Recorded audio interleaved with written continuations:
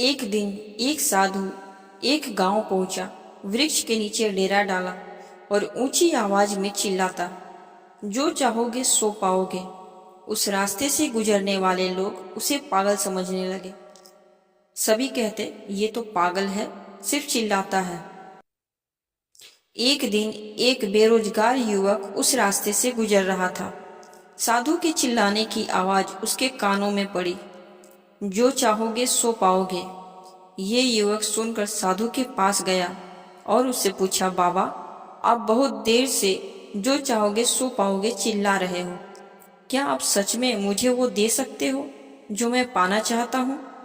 साधु बोला, हाँ बेटा, लेकिन पहले तुम मुझे ये बताओ कि तुम पाना क्या चाहते हो।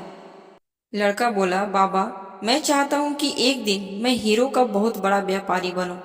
क्या आप मेरी इस इच्छा को पूरी कर सकते हैं? बिल्कुल बेटा, साधु बोला, मैं तुम्हें एक हीरा और एक मोती देता हूँ।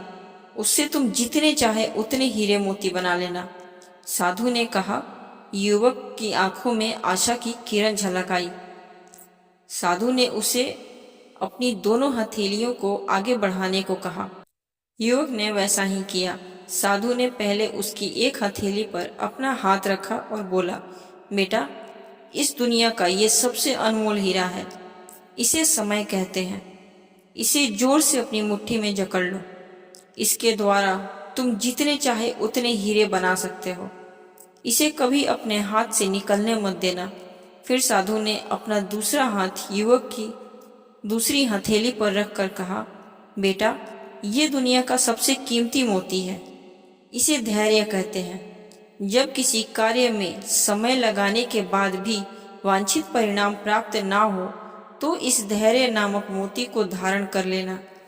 यदि यह मोती तुम्हारे पास है तो तुम दुनिया में जो चाहोगे वो हासिल कर सकते हो। युवक ने ध्यान से साधु की बात सुनी और उन्हें धन्यवाद कहकर वहां से चल पड़ा। कुछ समय बाद उसने हीरे के एक बड़े व्यापारी के यहाँ काम करना प्रारंभ किया। कुछ वर्षों तक वह दिल लगाकर व्यवसाय का हर काम सीखता रहा और एक दिन अपनी मेहनत और लगन से अपना कारोबार शुरू किया और वह हीरे का बहुत बड़ा व्यापारी बना। सीख, समय कभी व्यर्थ न जाने दें और कठिन समय में धैर्य का दामन न छोड़ें। सफलता अवश्य प्राप्त होती है।